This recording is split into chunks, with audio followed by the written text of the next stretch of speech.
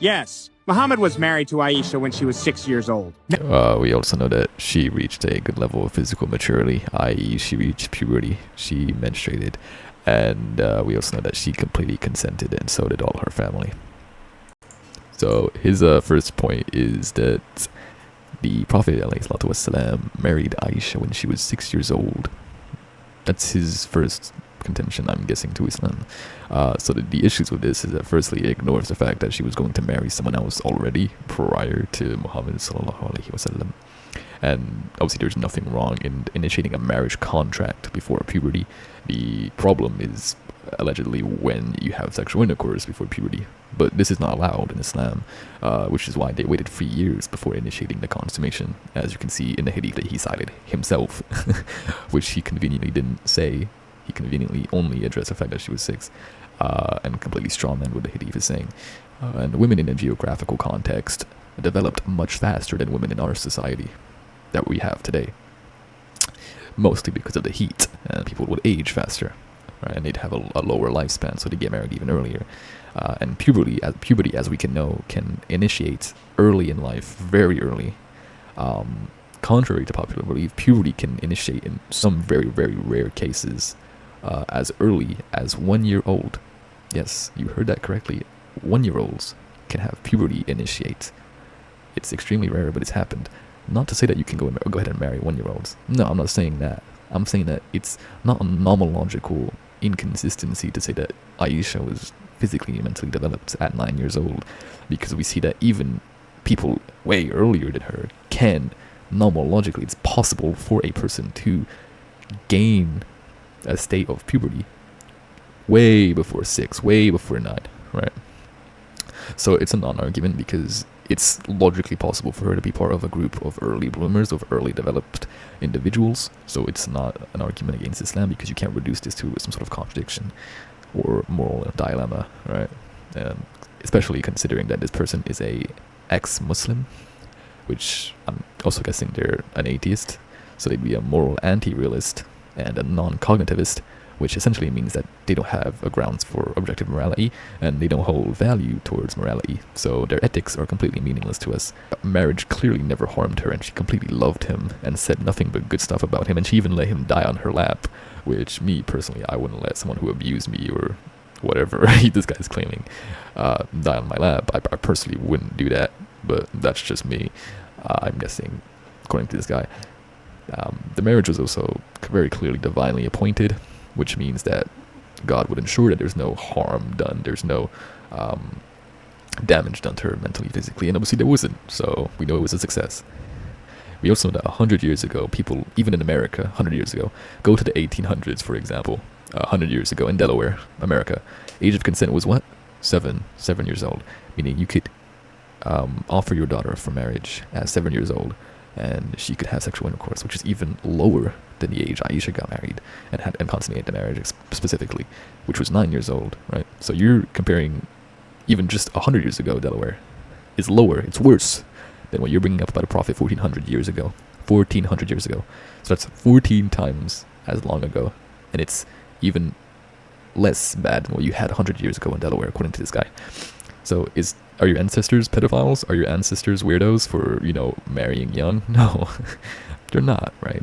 It's just how things were back then. It's not some kind of miracle. Now we will respond to a video where a Dawa YouTuber tries to explain why this was supposedly acceptable. Bro's claim is that in Islam, marriage isn't about age. It's about meeting certain criteria.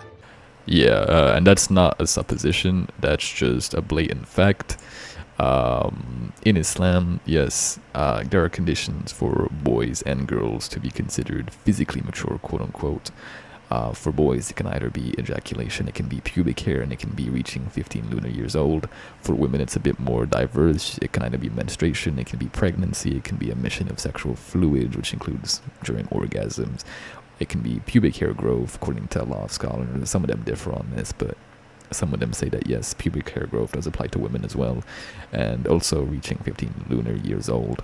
Some would say 9 or lower, but typically it is 15 lunar years old. This is the general consensus of scholars according to what I've seen. So this again misrepresents the position that Islam holds to the criteria for a person to be physically mature. So this person obviously has no idea what they're talking about, and it's reflected by their abject ignorance in the statement. Let's see. First of all, Islam doesn't give a specific age for marriage, and therefore we have specific criteria instead. The first criteria is that both parties that are getting married must have reached puberty. That's simply not true. Islam doesn't require puberty for marriage. Let me explain. Surah At-Talaq 65:4 clearly lays out the waiting period, or iddah, for divorced women. It mentions 3 groups: those who no longer menstruate, postmenopausal, those who still menstruate, and those who haven't started menstruating yet, meaning prepubescent girls. Yeah, so most of this is true. Some of it is completely inaccurate, though. Like, for example, at the end when he committed a non sequitur fallacy, which I will get into in a second. But basically what he's saying here is that in Islam, yes, you can get married before puberty, and that's correct. What he said there is correct. You can, as I mentioned before, under conditions, you can get married, you can initiate a marriage contract, but there's nothing wrong with making a contract prior to puberty. I don't see where the moral dilemma is in that. There is no moral dilemma. There's nothing wrong with that, right? But the prohibition comes on sexual intercourse, as I've said multiple times. This individual is not going to mention that. He's going to keep leaving that part out. And then he goes on at the end to say that this verse is talking about prepubescent girls because it says that it includes those who have not menstruated yet. But this is just an abject display, just a truly immaculate display of the ineffable ignorance this individual has for the way human biology operates. Because an individual can be years, and I'm talking years into puberty. She can have attained puberty for 3 years and she still would not have menstruated, because puberty is way prior. It precedes menstruation by years, on average, years. So you can be pubescent and not have menstruated, and that's you can be in that state for years and years. So this person thinks that puberty is equal to menstruation, which is just an abject level of ignorance of how human biology works. It doesn't make any sense. So that's just a complete non-argument. So it's not permissible to consummate a marriage with a girl who hasn't menstruated yet. Iddah only applies if the marriage was consummated. If there's no intercourse, there's no waiting period. So how can a prepubescent girl have a waiting period after divorce unless the marriage was consummated? This isn't just about marriage before puberty. It's about sex before puberty. Yeah, no, it's not. As I pointed out earlier, this individual is conflating 2 different terminologies that are not mutually exclusive, such as a nomenclature of being pubescent as well as being non-menstrual. These are not mutually exclusive. You can be pubescent and non-menstrual. That's not a contradiction. This individual thinks that menstruation equals puberty, and puberty equals menstruation, which is just abjectly ignorant of the data that we have, the evidence that we have, and the understanding of the Islamic position. It is just complete nonsense and discredits this individual's entire video just out of the immense stupidity of this conflation between 2 basic biological terminologies. It is truly sad. Anyway, I've already addressed this. Puberty is not equal to menstruation, so a person can have attained puberty but not have menstruated yet, and that's always happens. In average, a girl will not menstruate until 3 years after she has attained puberty. So it is completely hilarious that he does not understand that, and just displays his ignorance of basic human concepts and his hatred for Islam that is based on absolutely no empirical basis whatsoever, let alone a rational basis. So no, Islam doesn't require puberty for marriage. Yup, the video should end here because his main premise was very much a girl has to reach puberty as the criteria for marriage in Islam. His whole video was grounded in that idea. The rest of the video, even if I hypothetically agree that his puberty argument was valid. So keep that in mind. Yeah, the only thing I will be keeping in mind is your abject ignorance of basic human biology. Yeah, so as I said, again, there's a difference between pubescence and menstruation. And yes, you can initiate a marriage contract without reaching puberty with the aid of a wali, with a guardian, and this is not a moral dilemma for Islam. Just because someone has reached puberty doesn't mean they're ready to get married. Like mental maturity, for example, which brings me on to my next criteria for marriage. In order to get married, a wali of the girl has to approve of it, and that's usually the father. Anyways, I mentioned the approval of a wali because usually they know if she's mature, if she's responsible, if she's ready for marriage, not only physically, but also mentally. Let me get this straight. You're saying a girl is mature enough to marry, but too immature to decide for herself. So her wali has to make that decision for her? Isn't maturity about being capable of making your own decisions? Here, what you're really admitting is that puberty does not equal emotional maturity, which means Islam allows girls to marry when they aren't fully mature.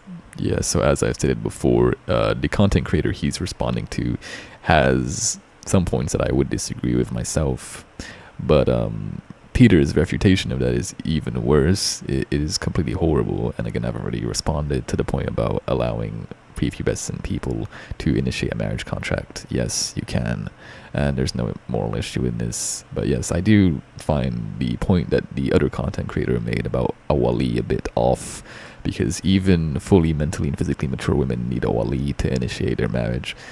So it doesn't have much of a relation to what the other guy was saying. But again, Peter's refutation was even worse and even more just abjectly misguided.